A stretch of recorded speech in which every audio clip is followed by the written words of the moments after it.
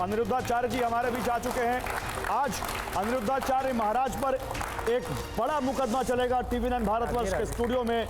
बहुत सारे सवाल जो आपके मन में है वो आज हम पूछेंगे। अनिरुद्धाचार्य जी के लिए एक बार जोरदार तालियां, तालियों की गड़गड़ाहट रुकनी नहीं चाहिए। अपना स्थान ग्रहण कीजिए अनिरुद्धाचार्य जी। तो देखिए महाराज जी आज हमारे बीच हैं और महाराज जी आज सबसे पहले तो आपका TV9 भारतवर्ष के इस स्टूडियो में स्वागत है और तैयार हैं हम आज आप पर मुकदमा चलाने जा रहे हैं। बिल्कुल तैयार हैं। देखिए महाराज जी ने अपनी अनुमति दे दी है, तैयार हैं। आप सोचेंगे कि मुकदमा तो अदालतों में चलता है, ये स्टूडियो में कैसे चलेगा? तो आप सामने देखिए, यहाँ पर आपको सुनने वाले, फॉलो करने वाली जनता मौजूद है महाराज जी, और कुछ लोग आपके आलोचक भी होंगे तो आपके बयानों से इत्तेफाक रखने वाले भी होंगे, कुछ होंगे जो बयानों से इत्तेफाक नहीं रखते होंगे। आज सभी को अपनी बात रखने का मौका मिलेगा। महाराज जी हम आपके कुछ बयान दिखाएंगे और उन पर आपसे जवाब चाहेंगे। तो आप तैयार हैं महाराज जी? बिल्कुल तैयार।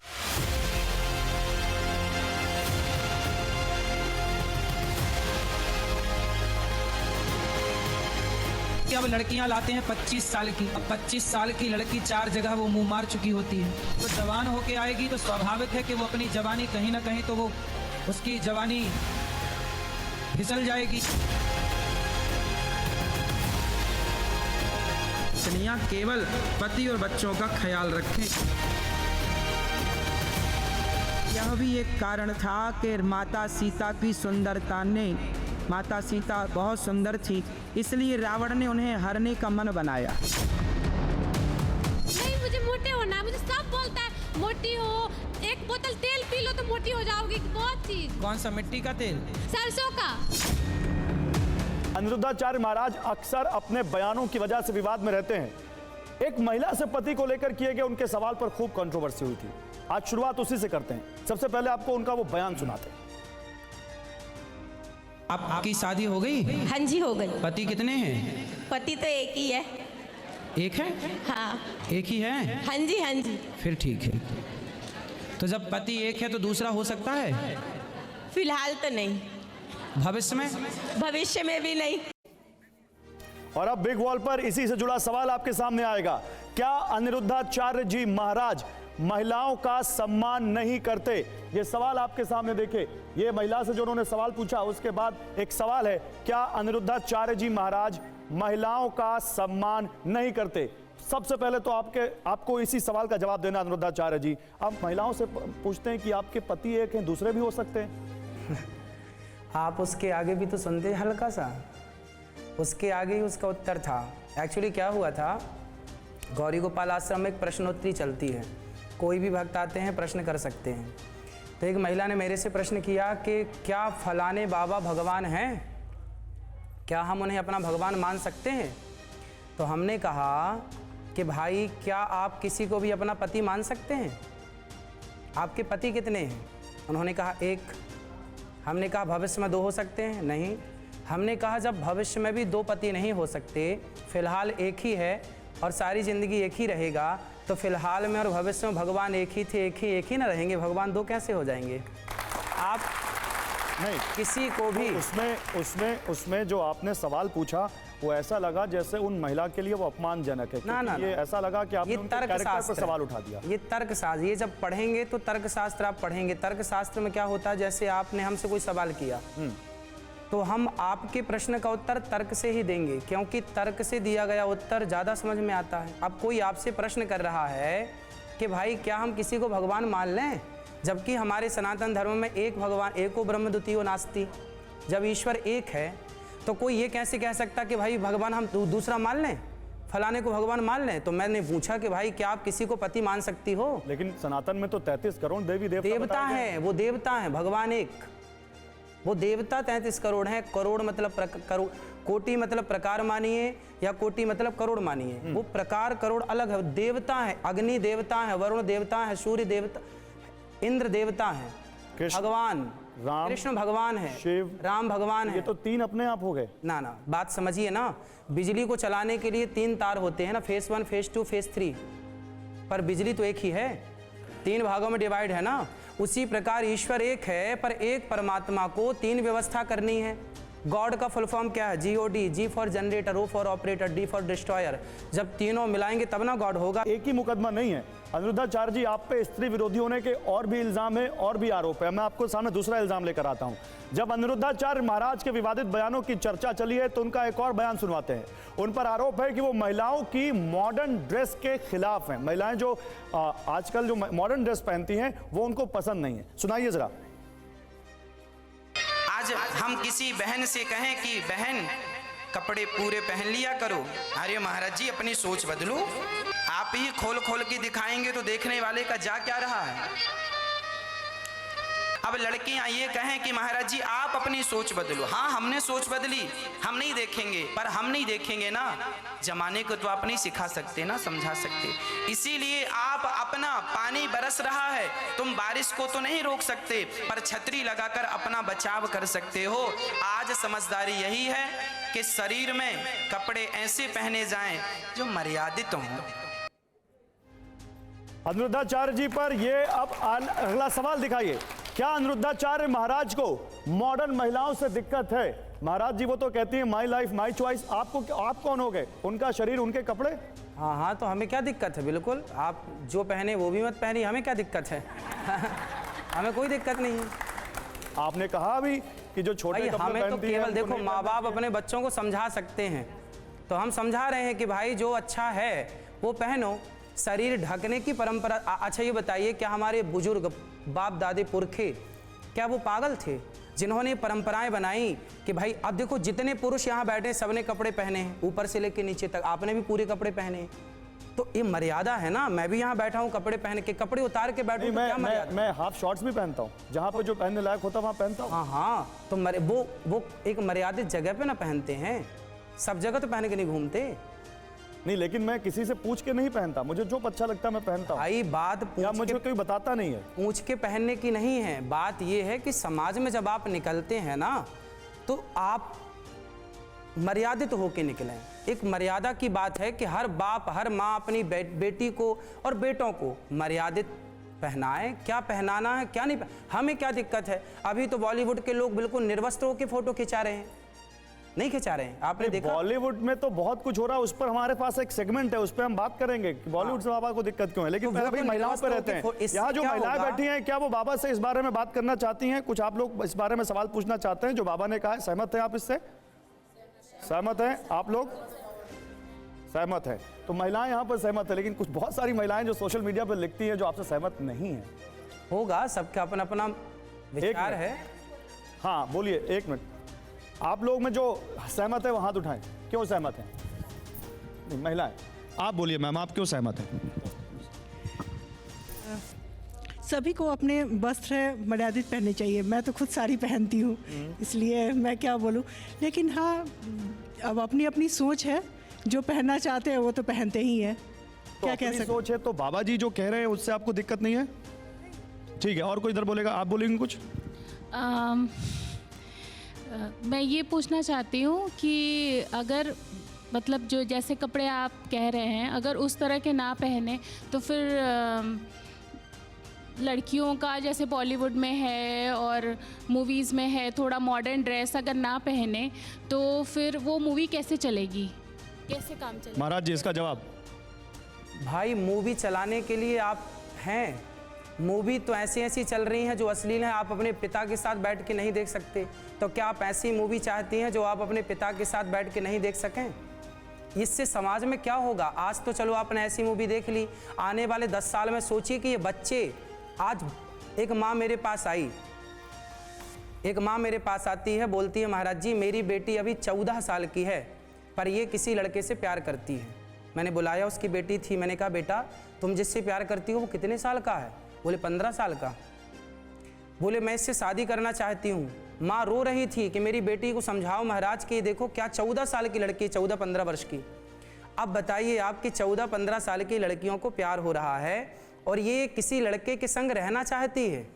ये कैसे उसने सीखा? ये मूवियाँ देख देख के, वही अश्लील कपड़े पहन के देखेंगे तो शरीर। मैं महाराज जी पहले एक सवाल है, मेरा एक सवाल है, सवाल ये है उनके आपने जो विकास है, जो मानसिक विकास है जो होना चाहिए एक्चुअल, उनका वो ओरिजिनल विकास ना हो के वो गलत वे पे, गलत रास्ते पे चली जा रही हैं। आपकी बात हो सकता है सही हो अनिरुद्धाचार्य जी, लेकिन कोई परिवार अपने बच्चों को अगर कम कपड़े पहनाकर अच्छे संस्कार देता है तो वो सही है, या पूरे कपड़े पहनाकर उनको सही संस्कार नहीं देता तो वो सही है? बताइए भाई ये बताइए, अच्छे संस्कार होंगे तो आधे कपड़े पहनाएगा ही क्यों?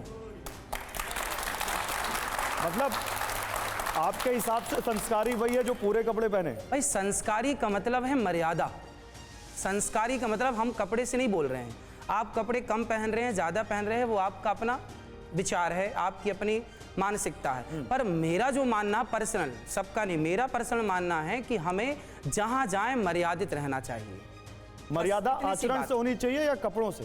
भाई मर्यादा कपड़ों से भी होती है, वाणी से भी होती है, अच्छा, आचार विचार से भी होती है।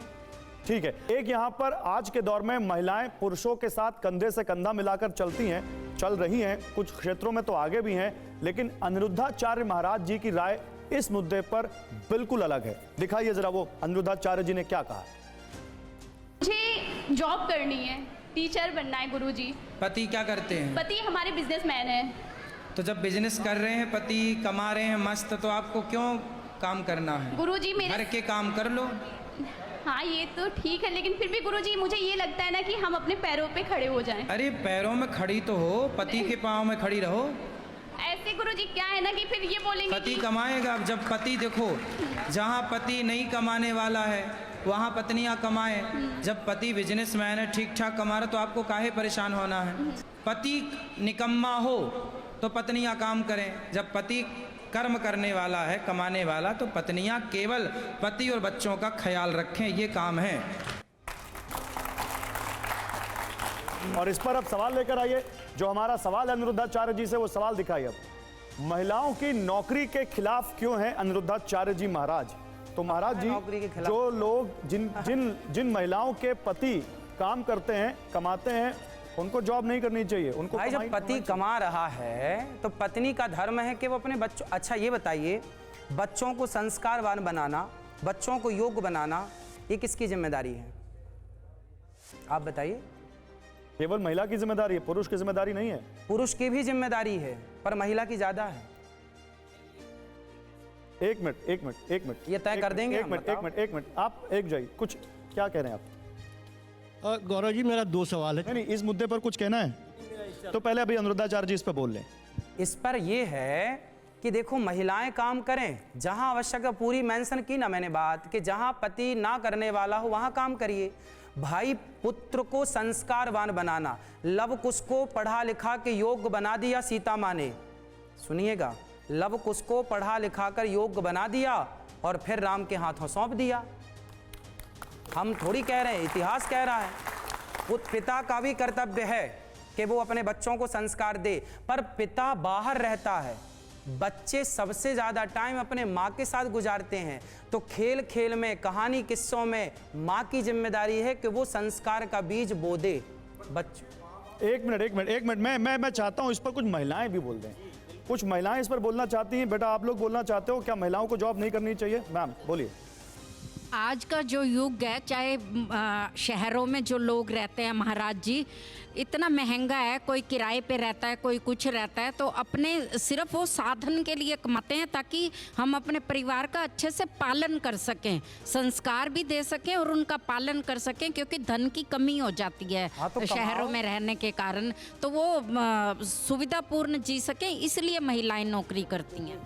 बिल्कुल कमाना चाहिए, हमने कम मना किया कि नहीं कमाना है, कमाओ, परंतु ये बताओ कि माँ बाप दोनों कमाते हैं। एक विचार, एक सामान्य, मैं एक किसी और हिसाब से बात नहीं कर रहा हूँ, एक सामान्य आपका अपना बन के बात कर रहा हूँ। मैं आपका अपना हूँ, आप मेरे अपने हैं। एक विचार कीजिएगा कि पिता भी कमा रहा है, माँ भी कमा रही है, बच्चे दादा दादी के पास हैं या बच्चे किसी तीसरे पर्सन के पास हैं, तो बताइए उन बच्चों को माँ बाप की ज़रूरत पड़ती है या नहीं? उन बच्चों को भी माँ का लाड़ चाहिए, एक बार उन बच्चों की तरफ भी तो देखिए कि उन बच्चों को भी माँ चाहिए, पिता चाहिए। तो माँ बाप को थोड़ा सा पैसे की तरफ से मन कम करके बच्चों को ज़्यादा संस्कार देना, क्योंकि माँ बाप की प्रॉपर्टी बच्चे ही हैं। यदि वो संस्कारवान हो गए, मैम कुछ बोलना चाहती हैं, तब तो बहुत अच्छे हो गए। एक मिनट बोलिए। गुरुजी प्रणाम जी। मैं महिलाओं से ये कहना चाहती हूँ कि जो नौकरियाँ तो करती हैं, पहले चलिए आगे बढ़ाती हूँ, तो वहाँ पर एक घर में 10 परिवार रहते थे, एक बाप कमाता था, 10 परिवार को लेकर के चलता था, 10 का पेट भरता था। आज का डेट में है 10 लोग कमा रहे हैं, एक का भी पेट नहीं भर रहा है। क्यों? क्योंकि देखिए आज माँ भी जाके नौकरी कर रही हैं, बच्चे इधर उधर भटक रहे हैं, उनको भी तो परवरिश करना जरूरी है ना। बिल्कुल, वही तो हम कह रहे हैं कि बच्चों को समय देने की ज़रूरत है। नहीं, लेकिन एक सवाल इधर से भी बोलिए। नहीं, केवल माएँ ही क्यों परवरिश करेंगे, बाप क्यों नहीं करेगा? एक जमाना, बिल्कुल आप कह रहे हैं लव और कुश, वो दोनों बेटे थे राम जी के, अगर एक बेटी भी होती तो उन दोनों की बराबरी की बात करेंगे कि नहीं करेंगे आप? ठीक है भाई, पिता भी संस्कार देता है। मैंने ये कब कहा कि पिता बिल्कुल हाथ पल्ला झाड़ ले, पर बात ये समझिए आप कि माँ की जिम्मेदारी ज़्यादा है, पिता की जिम्मेदारी भी है। हम ये थोड़ी कह रहे कि नहीं है जिम्मेदारी, पर बच्चे माँ के, आप में से कितने लोग ये मानते हैं कि बच्चे सबसे ज़्यादा समय माँ के साथ गुजारते हैं? तो भाई जिसके साथ बच्चे समय गुजारेंगे वो पहले की दादी के, आपकी भी दादी ने आपको किस्साएं सुनाई होगी, कहानियां सुनाई होंगी। वो किस्से कहानियों के द्वारा पहले के दादा दादी क्या करते थे? संस्कार का बीज बोते थे। नहीं, तो एक सवाल इसमें एक और आया। सवाल ये आया कि मान लीजिए महिला कमा रही हो और पुरुष घर पर रहकर बच्चों की परवरिश करे, तो अनिरुद्धाचार्य जी को दिक्कत तो नहीं है कोई? भाई पुरुष को कमाना चाहिए, धर्म कहता है पुरुष कार्य करे। ये धर्म कहाँ लिखा है? भाई कहाँ लिखा है? कॉमन सेंस नाम की कोई चीज है? बोलने दीजिए। कॉमन सेंस भी तो कुछ है। अब ये बताइए कि स्त्री अच्छा नहीं, एक मिनट, अभी आपका ऑडियो नहीं आ रहा, अभी आपका अनिरुद्धाचार्य जी का ऑडियो नहीं आ रहा। आप नहीं, ऐसे बहस नहीं करनी है, हम बहस नहीं करनी। समझिए, एक सवाल एक जवाब। अभी मैंने जो सवाल पूछा, पत्नी कमाए और पति घर में बैठा रहे, इसे कौन सही ठहराता है? यदि आप चाहते हैं कि आपकी पत्नी कमाए और आप घर में बैठें तो मुझे कोई ऐतराज नहीं है। मैं आपको एक बिग वॉल दिखाना चाहता हूँ। एक मिनट, नहीं बहस मत करिए, आपकी आवाज नहीं आ रही। मैं कुछ तस्वीरें दिखाना चाहता हूँ, जरा दिखाइए तस्वीर। ये 4 तस्वीरें हैं हमारे पास। इन 4 तस्वीरों को देखिए अनिरुद्धाचार्य जी। ये पेप्सिको, दुनिया की सबसे बड़ी कंपनियों में से एक, उसकी CEO रह चुकी हैं इंदिरा नूई। किरण मजूमदार शाह, बायोकॉन, बहुत बड़ी बायोकेम फर्म है देश की, उसकी संस्थापक हैं, फाउंडर हैं। फागुनी नायर, नायका, एक बहुत बड़ा डिजिटल प्लेटफॉर्म है ऑनलाइन जहां कॉस्मेटिक प्रोडक्ट्स मिलते हैं और बहुत सारे लोगों को रोजगार दे रही हैं, ये उसकी फाउंडर हैं। विनीता सिंह, सह संस्थापक, कॉस्मेटिक कंपनी, आपने इनको टीवी पर देखा होगा, बहुत सारे लोगों के वेंचर्स में ये इन्वेस्ट करती हैं। अगर ये लोगों ने यही सोच लिया होता कि मुझे अपने बच्चों की परवरिश करनी है, तो इतनी बड़ी बड़ी कंपनियां जो हजारों लोगों को नौकरियां दे रही हैं वो तो खड़ी नहीं होती। और ऐसा भी नहीं है कि इनके बच्चे अच्छे तरीके से बढ़े नहीं या इनके बच्चों को अच्छे तरीके से परवरिश नहीं मिली, वो भी वेल सेटल्ड है।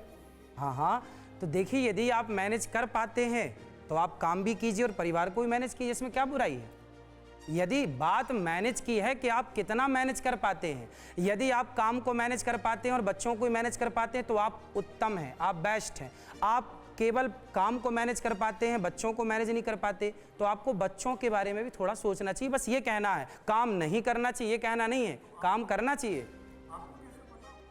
अच्छा, ठीक है, मतलब आप कह रहे हैं कि अगर तो दिखता भी है ना, लेकिन आपकी बात अभी भी कुछ महिलाओं को अच्छी नहीं लगेगी केवल बच्चे महिलाएं ही पालें। ये बात बच्चों को, आज की महिलाओं को अच्छी नहीं लगेगी। पालता पिता क्यों, कमा के पिता नहीं लाता? ठीक है, या पिता को नहीं कमाना चाहिए? आगे एक और आरोप है अनिरुद्धाचार्य जी पर। अनिरुद्धाचार्य महाराज के एक और बयान पर खूब विवाद हुआ है। उन्होंने सुंदरता को महिलाओं का दोष बता दिया है। यहां तक कि अपने इस बयान में उन्होंने माता सीता और द्रौपदी तक को नहीं छोड़ा है। सुनिए। आप सभी लोग बताइए माता सीता सुंदर थी या नहीं? माता द्रौपदी सुंदर थी या नहीं? कितनी सुंदर थी? अति सुंदर। रावण ने माता सीता का हरण क्यों किया? बहुत सारे कारण रहे होंगे माता सीता के हरण में, पर यह भी एक कारण था कि माता सीता की सुंदरता ने, माता सीता बहुत सुंदर थी, इसलिए रावण ने उन्हें हरने का मन बनाया। देखो, अति सुंदर होना भी दोष है, मैं ये बात अभी भी कह रहा हूं। और अब इस पर अनिरुद्धाचार्य जी पर आज का सवाल अनिरुद्धाचार्य जी महाराज को महिलाओं की सुंदरता से कष्ट है, खुद इतने सुंदर हैं और महिलाओं की सुंदरता से इनको कष्ट है। नहीं महाराज जी आपको महिलाओं की सुंदरता से इतना कष्ट क्यों है? ये बात जो हमने कही है वो हमने नहीं कही, चाणक्य ने कहा है। चाणक्य नीति पढ़िएगा, अब आप पूछिए कहाँ लिखा है। अरे नहीं, एक मिनट नहीं, आप उनको देख के क्यों बोल रहे हैं? चाणक्य कहते हैं अति रूपेण वै सीता, अति रूपेण वै सीता, अति गर्वेण रावणः। अति, चाणक्य कहते हैं कि अति रूपेण वै सीता, अति गर्वेण रावणः, अति दानात् बलिर्बद्धो यति सर्वत्र वर्जयेत, अति सर्वत्र वर्जयेत। ये बात मैंने नहीं कही, चाणक्य ने कहा है कि सीता माँ मतलब अति रूपेण वै सीता, सीता माँ अति सुंदर थी, अति रूपेण वै सीता, अति गर्वेण रावणा, रावण अति अभिमानी था। तो वहां चाणक्य कहते हैं कि अति सर्वत्र वर्जयेत, अति का अति नहीं होनी चाहिए किसी भी चीज की। तो जो महिलाएं सुंदर हैं उनको क्या करना चाहिए? अच्छा ये बताइए, इतिहास के पन्ने उलटिए। नहीं, सुंदरता तो आभूषण है, गुण है, पर ये बताइए कि खिलजी आखिर पद्मावती की ओर क्यों बढ़ा? आखिर उसे क्या मतलब था? उस राज्य से कोई चाह नहीं थी। तो इसमें इतिहास के पन्ने जो मैंने पढ़े हैं उसमें माता पद्मावती की सुंदरता इतनी थी कि चर्चे दुनिया तक थे। खिलजी क्यों बढ़ा? आखिर कहीं ना कहीं का। एक मिनट, वो उनको पूरी बात कह लेने दीजिए, आप पूरी बात कह लीजिए। हाँ, तो जो अति की बात है, यहाँ बात ये नहीं कि आप सुंदर हैं या नहीं है, बात यहाँ अति की है। और ये मैं नहीं कह रहा, ये मेरा स्टेटमेंट नहीं है, ये चाणक्य का है। नहीं, एक मिनट, लेकिन नहीं, रुकिए, अभी उधर माइक नहीं है। थोड़ी है अनिरुद्धाचार्य जी इधर देखिए, अनिरुद्धाचार्य जी उधर माइक नहीं, इधर माइक है। आपने कहा ईश्वर, हाँ, तो दोष तो ईश्वर का होना चाहिए जो अति सुंदर बनाता है, क्योंकि सुंदर होना नहीं होना हमारे हाथ में कैसे है? नहीं होता, भगवान में दोष नहीं होता, भगवान बनाते हैं। अब सभी संत लोग अपना अपना मत देते हैं, चाणक्य ने अपना मत दे दिया, ये तो चाणक्य की बात है। नहीं, तो चाणक्य के मत को आपने सही मान लिया, लेकिन मैं आपसे चाणक्य के मत को आप सही नहीं मानते? आपने चाणक्य नीति आज पढ़ी जाती है, कॉमन सेंस की बात की, तो उस कॉमन सेंस में ये बात मैं पूछ रहा हूँ कि सुंदर होना नहीं होना किसी बच्चे या किसी महिला के हाथ में कैसे है? वो पैदा हो गया, जैसी भगवान ने मुहूर्त दे दी वैसा पैदा हो गया, अब वो सुंदर है, अति सुंदर है, ये तो ईश्वर ने तय किया। क्या दिक्कत है? किसी को दिक्कत नहीं है। जी बोलिए। आचार्य जी से एक मेरा निवेदन है कि जब भी मैं आपको टीवी पे देखता हूँ, सुंदर गौरवर्ण मुस्कुराता हुआ चेहरा, इतना सुंदर सजीला, और जब भी आप भागवत कथा कहते हैं बड़ा अच्छा लगता है आप, और सुनने का मन भी करता है। लेकिन जो ही आप शास्त्र सम्मत विधियों से अलग हट के आप प्रवचन के मुद्रा में आते हैं, अक्सर आप प्रश्नों के घेरे में आ जाते हैं। चाहे वो अभी एप्पल के आईपैड की बात हो, चाहे बिस्किट खाने की बात हो, या फिर रोजगार की बात हो, या फिर महिलाओं के बारे में आपने द्रौपदी और सीता माता के बारे में जो उदाहरण दिया। मेरा मानना यह है कि शास्त्रों से अलग इतर जब प्रवचन में आप घुसते हैं तो ये जोन आपका नहीं है, तो वहां जाना ही क्यों? ये कह रहे हैं एक लाइन में। चाणक्य नीति जो है वो चाणक्य के जो विचार हैं क्या है, जब आप राजनीति करते हैं या कोई भी कार्य करते हैं तो आप एक पुस्तक नहीं पढ़ते। हम तो मुंशी प्रेमचंद्र को भी पढ़ते हैं, हम तो गबन गोदान भी पढ़ते हैं। तो क्या हम केवल चाणक्य को ना पढ़ें? चाणक्य ने यदि नहीं पढ़ें तो फिर चाणक्य नीति बाजार में बिकती है। तो चाणक्य नीति जो लिखी है, भाई जो लिखा वो तो कहा जाए। नहीं महाराज जी, वो ये कह रहे हैं, महाराज जी सुनिए, महाराज जी वो कह रहे हैं कि आप कथा बांचने से आगे डेंटिस्ट, साइंटिस्ट, डॉक्टर, डाइटिशियन, क्यों हमारे शास्त्रों में सब बन जाते हैं। साइंटिस्ट, वैज्ञानिकों की बात केवल आप करें, हम ना करें। हमारे यहाँ जब 1903 में पहला विमान बनाया राइट ब्रदर्स ने, उसके पहले 1885 में दलपति जी ने विमान बनाया, उसके पहले रावण के पास पुष्पक विमान था, उसके पहले सतयुग में करदम जी के पास कामक विमान था। केवल विज्ञान की बात आप करें, हम क्यों ना करें भैया? तो महिलाओं पर विवाद के चलते महाराज पर मुकदमा जारी है। अब आपको मुकदमे का दूसरा पार्ट दिखाते हैं, जब महाराज फिर हमारे स्टूडियो में आए। महिलाओं से जुड़े कई सवाल उनसे किए गए। देखिए मेरे सहयोगी समीर अब्बास के साथ।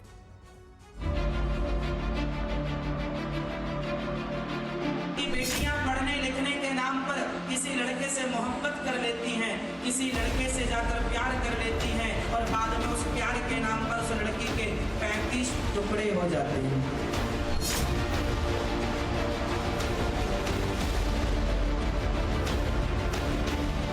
तो बात बात में अपनी माँ की गर्मी दिखाए, जो बात बात में अपने मायके झोला उठा के चली जाए, बिना पति से बोले, बिना सास ससुर की के लिए वो मायके चली गई।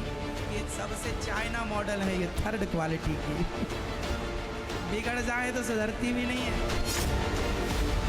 तो बोलने की कला में माहिर हैं महाराज, और महाराज जो कुछ भी बोलते हैं वो सोशल मीडिया पर वायरल हो जाता है। ये एक अपने आप में बहुत खास बात है महाराज जी आप में। लेकिन अब हम जरा अपने तर्कश से कुछ तीरों को निकालते हैं। सुनिए, अनिरुद्धाचार्य जी महाराज को शादी में दुल्हन के नाचने पर भी ऐतराज है, क्यों भला, जरा देखिए।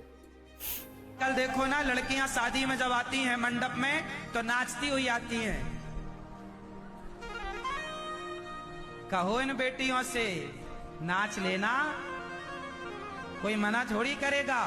पर यहाँ तुम्हारे सामने ससुर है, तुम्हारा बाप है, तुम्हारा जेठ है, समाज बैठी है, यहाँ ही नाचना क्यों है? पति के संग नाचना रोज। तो देखा आपने महाराज जी ने क्या जवाब दिया इसका, और किस तरह से इस इशू पर वो बात करते नजर आए। लेकिन क्या सवाल है इस क्लिप से निकला हुआ, अगला हमारा मुकदमे का सवाल क्या है महाराज जी के लिए, आइए उस पर जल्दी से एक नजर अब डाल लेते हैं। ये रहा सवाल, क्या अनिरुद्धाचार्य जी महाराज को दुल्हन की खुशी सहन नहीं हो रही है? और इस सवाल से पहले तो मैं आपकी तारीफ भी करना चाहूंगा, जो स्टेप आपने दिखाया है कि लड़कियां नाचती कैसी हैं, दुल्हनें नाचती कैसी हैं। लगता है शादी में आप भी नाचे बहुत हैं। हमको देखिए, जैसे पग घुंघरू बांध मीरा नाची रे, हमारे यहाँ तो भक्ति पथ पर भगवान के लिए नाचने का है, तो हम तो अपने गोविंद के लिए नाचते हैं।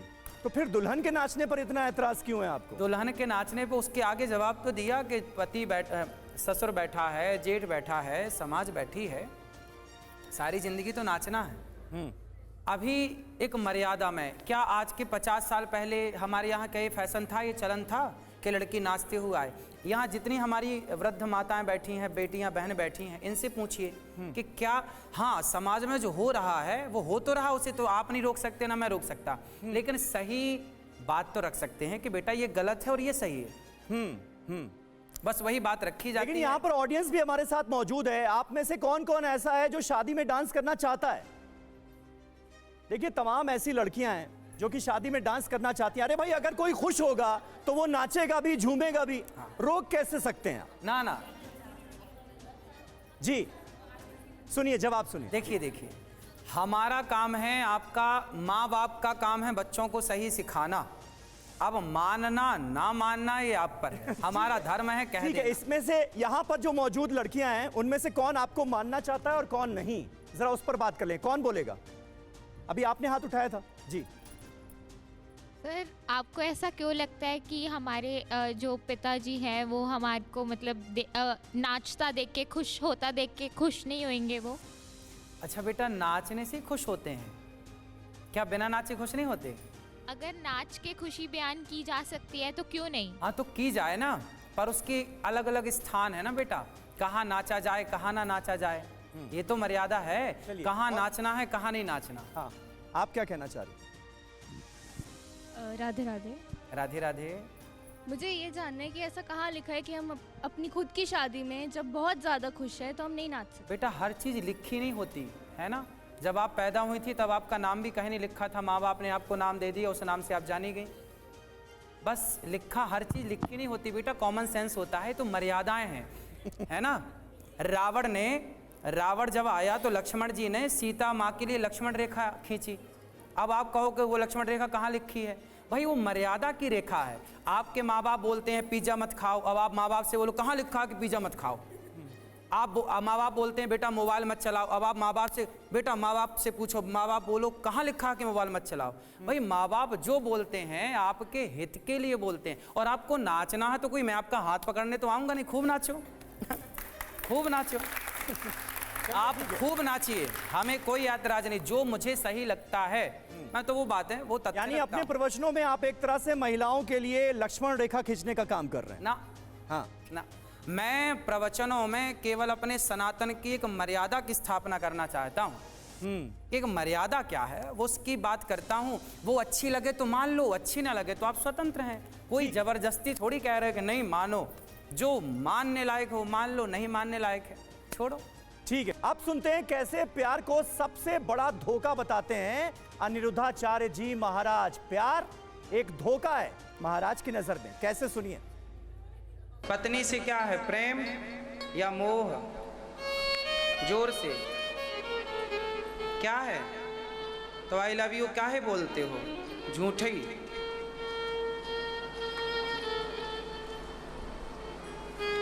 ये जो आई लव यू है ना, सबसे ठगा हुआ शब्द है ये।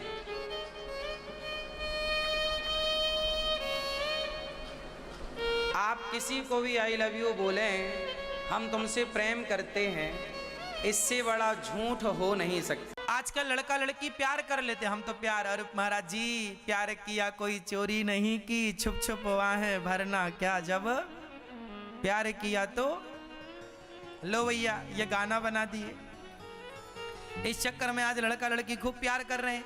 सुनो मेरी बहनों, कोई लड़का आपसे प्यार नहीं करता, वो तो केवल अपनी वासना पूरी करना चाहता है। बिल्कुल क्लियर बोल रहा हूं, बिल्कुल स्पष्ट समझ में आ जाए तो ठीक है, नहीं आए तो भी ठीक है। कोई लड़का आपसे कहे कि मैं तुमसे प्यार करता हूं, कोई लड़की आपसे कहे मैं तुमसे प्यार करती हूं, तो कोई लड़का कोई लड़की आपसे प्यार क्यों करेगी? कारण बताओ। कोई लड़की या कोई लड़का आपसे प्यार क्यों करेगा? प्यार आपसे नहीं है, आपके शरीर से है।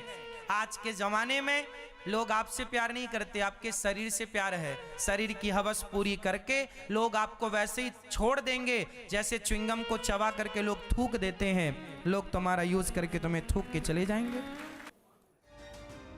तो सुना आपने, प्यार को ही छलावा बता दिया अनिरुद्धाचार्य जी महाराज ने। और इसी से जुड़ा हमारा मुकदमे का अगला सवाल ये रहा आपके सामने। क्या अनिरुद्धाचार्य जी महाराज लव स्टोरीज के विलेन बनना चाहते हैं? महाराज जी, मैंने अभी जो बात कही ना, इस बात के लिए तो सबको आशीर्वाद देना चाहिए मेरे को। अच्छा, आपकी बेटियों को, आपके बच्चों को मैंने कितनी अच्छी बात कही, क्यों आप लोगों ने आशीर्वाद नहीं दिया हमें? बड़े गरीब लोग हैं, आशीर्वाद भी नहीं देते। नहीं, ठीक है महाराज जी, इस पर जवाब तो दीजिए। देखो बज रही है, देखो। ठीक है, देखो, ठीक है, तालियां बज गई लेकिन जवाब रह गया। एक मिनट, तालियां बज गई लेकिन जवाब रह गया। सुनिए बेटा, देखो अब देखो समाज में भड़काने वाले लोग कैसे होते हैं। मैं कितनी बढ़िया बात सुनाया और समाज बिल्कुल तुरंत बैठे भड़काने वाले। देखो ये बात पसंद नहीं आई। ऐसे लोगों ने देश को, ऐसे लोग देश को। लेकिन महाराज जी आप बेटी, अच्छा बताओ, मैं जितनी बहनें बैठी, अभी जो मैंने बोला कि आई लव यू छलावा है, आप बताइए क्या आज आई लव यू के नाम पर बेटियों का शोषण नहीं होता समाज में? बताओ, इनको बताओ। चलिए आइए, ये सवाल जो आपने पूछ लिया है जवाब भी ले लेते हैं, न्यू जनरेशन से ही जवाब। जी, क्या आई लव यू बोलने के बाद क्या लड़का लड़की शादी तक नहीं पहुंच जाते? वो शादी भी तो करते हैं शादी कर लें, पर आपसे मेरा सवाल है, बताओ क्या आई लव यू के नाम पर आज लड़कियों के साथ धोखा होता है कि नहीं? नहीं, धोखा नहीं होता। हाँ, नहीं होता धोखा भी। चलिए, वाह, बच्ची का कहना है धोखा नहीं होता। अब बताइए, और कोई और? आप लोग मान रहे हैं कि नहीं होता, जबकि आप जान रहे हैं कि होता है। लेकिन देखिए, मुझे गलत सिद्ध करने के लिए आप जैसे बुद्धिमान लोग। ठीक है महाराज जी, इस बात पे मैं सहमत हूँ, इस बात पे इन्होंने सच बोला है। इस बात पर सच बोला है। शादियाँ भी तो होती है, आई लव यू के नाम पे शादियाँ भी तो होती है, जरूर धोखे होते हैं। तो इसका मतलब ये तो नहीं कि आई लव यू मतलब है ही धोखा। हाँ, इसका मतलब ये तो नहीं है महाराज जी, मुझे ये सवाल, बहन ने कहा कि आई लव यू का मतलब धोखा है। ठीक है, उन्होंने कहा कि प्यार के नाम पर धोखे होते हैं, इसका ये मतलब थोड़ी है कि हर प्यार को, आई लव यू बोलने वाले को आप उसके ऊपर लांछन लगा दें। सारा प्यार जो है उसको आपने वासना से जोड़ दिया, हवस से जोड़ दिया, ये क्या ठीक है? जी महाराज जी, प्यार सच्चा होता है, प्यार किसी लड़की और किसी लड़के का नहीं, प्यार तो माता और पिता का सच्चा होता है।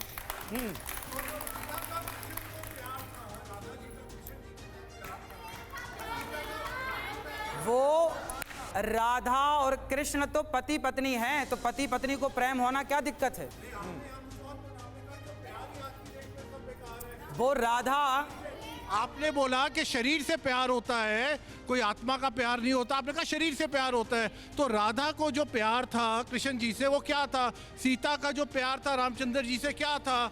और जो आज की डेट में जब आदमी एक दूसरे के साथ चलता है अंतिम दम तक, वो क्या होता है? राधा और कृष्ण पति पत्नी है, सीता और राम पति पत्नी है। पति पति बन के खूब प्यार करो। पति पत्नी के बिना जो आजकल रिलेशन पर रहते हैं और वो प्यार, वो गलत है, उसके लिए गलत बोला गया। अच्छा, थोड़ा सा आगे बढ़ते हैं, सवालात बहुत हैं। महिला और पुरुष को साथ रहना चाहिए या नहीं? अनिरुद्धाचार्य जी महाराज महिला और पुरुष के रिश्तों को लेकर नई मर्यादा रेखा भी खींच चुके हैं। जरा सुनिए। स्त्रियों को कभी भी पुरुषों के साथ नहीं रहना चाहिए और पुरुषों को कभी भी स्त्रियों के साथ नहीं रहना चाहिए। अकेले में अपनी माँ के साथ भी नहीं रहना चाहिए। अकेले में अपनी बेटी के साथ भी नहीं रहना चाहिए और अकेले में अपनी बहन के साथ भी नहीं रहना चाहिए। अकेले में, एकांत में, एक ही कमरे में, अकेले माँ के साथ। जवान बेटा अपनी माँ के साथ अकेले में ना रहे। तो सुना आपने अनिरुद्धाचार्य जी क्या कह रहे हैं और इसी से जुड़ा हमारा अगला सवाल है और यह सवाल अपने आप में बहुत इंपॉर्टेंट है। क्या अनिरुद्धाचार्य जी महाराज रिश्तों की गरिमा पर भरोसा नहीं करते? इस सवाल का जवाब क्या कहा है महाराज आपने, ये जरा समझाइए। देखिए, ये जो प्रसंग है ना, ये पूरी बात कहाँ कही है, किस संदर्भ में कही है? ये प्रसंग है भागवत जी के 9वें स्कंध का, ययाति जी का प्रसंग है। पूरा प्रसंग पढ़ेंगे। ये श्लोक लिखा है मात्रा स्वस्त्रा दुहित्रा वा, और फिर आखिरी में लिखा है बलवानिंद्रियग्रामो विद्वान समपि कर्षति विद्वान समपि कर्षति। ये जो श्लोक है ये भागवत जी में लिखा है और मैं आपको इसका प्रमाण दूंगा। जैसा मैंने बोला सेम वैसे ही लिखा है, मैंने तो लिखी बात कही है।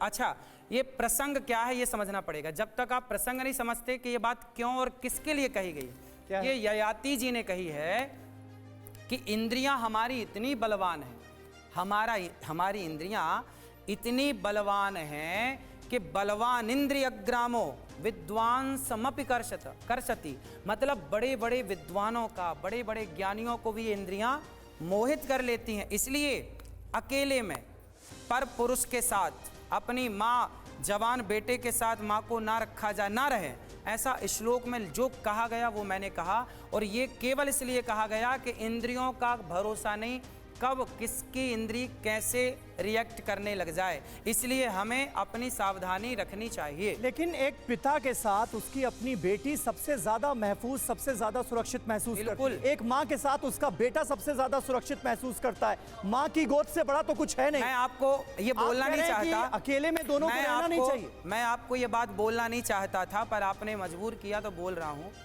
कितने अखबार में मैंने पढ़ा, कितने आपके टीवी चैनलों पे मैंने देखा कि एक पिता ने अपनी बेटी के साथ दुष्कर्म किया। हाँ, एक से भी कम मानिए आप, एक का 100 टुकड़ा करिए, उसका एक मानिए, पर है ना। फिर जब है तो हमारे शास्त्रों ने पहले ही बता दिया कि भाई मर्यादा में रहो। इसलिए बेटी माँ के साथ रहे, भाई बाप के संग। मेरी बेटी मेरे से प्यार करे कोई बात नहीं, पर बात है अकेले की। लंबे टाइम तक अकेले रहना, इंद्रियों का कोई भरोसा नहीं। ये बात मैंने नहीं कही, भागवत जी में लिखी है। और जिसकी अगर कोई बेटी नहीं है, बेटा ही है, तो वो माँ के साथ ना रहे, वो कहीं और रहे। ठीक है, इस पर क्या रिएक्शन है आज की युवा जनरेशन का? जी, आप क्या कहना चाह रही? जी, लाइक मैं अपने पापा से काफ़ी ज़्यादा क्लोज हूँ और आप तब से जितनी भी बातें करते आए हैं, लाइक जितना मैंने आपको सोशल मीडिया में देखा था, I found you very funny, but अब तो जितने भी रिस्पेक्ट थी आपके लिए वो ख़त्म हो ही चुकी है। और आपने जब ये वाली चीज़ बोली है, मेरे मम्मी पापा साथ रहते हैं, मैं अपने पापा के साथ रहती हूँ, और जो आप कह भी रहे हो कि आपने न्यूज़पेपर में पढ़ा है, वो इंसान की कैरेक्टर के ऊपर आती है बात। सब लोग ऐसे नहीं होते। बिल्कुल बेटा, ऐसा है। ठीक है, ये और आप जी, आप भी इनका उत्तर दे दूं? आप मेरी रिस्पेक्ट करो बेटा या मत करो, मैं नहीं चाहता कि आप मेरी रिस्पेक्ट करो। मैं तो वो बातें कहूंगा जो सदा समाज के लिए शुभ चिंतक रही, अच्छी रही। ठीक है, कुछ और सुन लेते हैं जी। आप हमारी रिस्पेक्ट मत करो, हमें क्या दिक्कत? ठीक है जी। गुरुजी, आप कहते हो कि अपनी माँ बाप के मतलब शादी में नाचना नहीं चाहिए लड़कियों को, क्योंकि उनकी डिसरिस्पेक्ट होती है, या फिर हम लोगों को शादी उनसे बिन पूछे नहीं करनी चाहिए। अब आप उसी पापा के साथ हम लोगों को रहने के लिए मना कर रहे हो, तो ये क्या? हम नहीं कर रहे हैं बेटा, बात समझो, हम नहीं कर रहे हैं। हम क्यों करेंगे? हम कौन होते कहने वाले? जो लिखा है, मैं आपको ये श्लोक दिखा सकता हूँ, आप कहें तो मैं दिखा दूँ।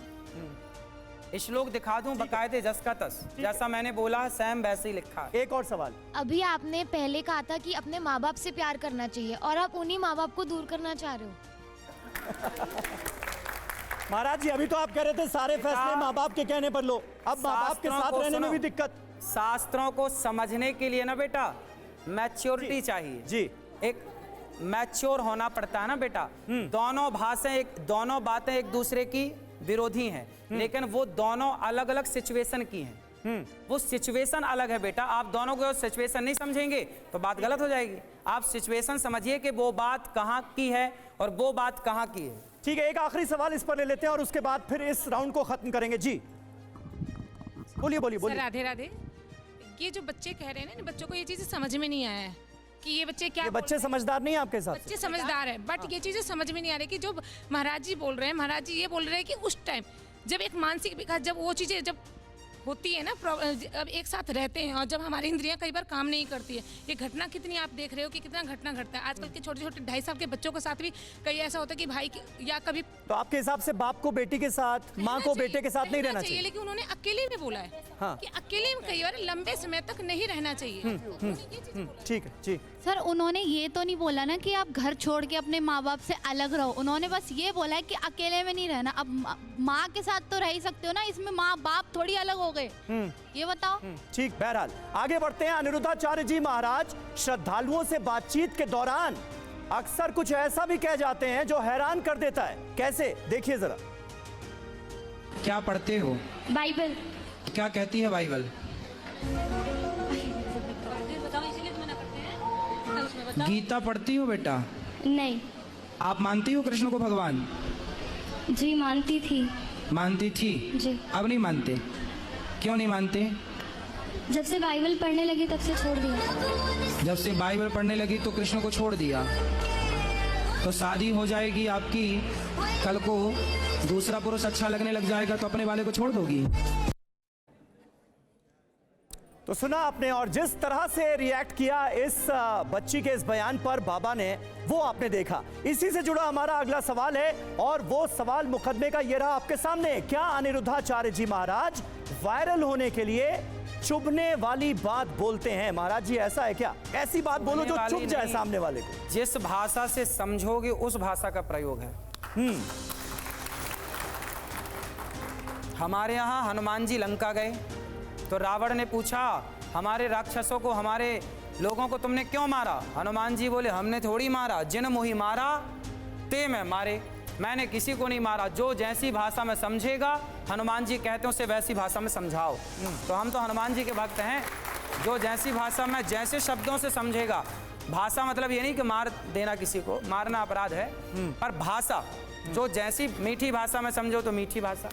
लेकिन शब्दवाण जो है वो आप चलाते हैं। अब जैसे इस बच्ची ने कहा, तो आपने कहा कि भाई अगर किसी से शादी करोगे, दूसरा पसंद आ गया तो उसके पास चली जाओगे। अब सोचिए ना, महिला का अपमान नहीं है क्या? अब सोचिए कि वो लड़की ऐसी है जो हिंदू लड़की है, गीता नहीं पढ़ती पर बाइबल पढ़ रही है। अब बताइए।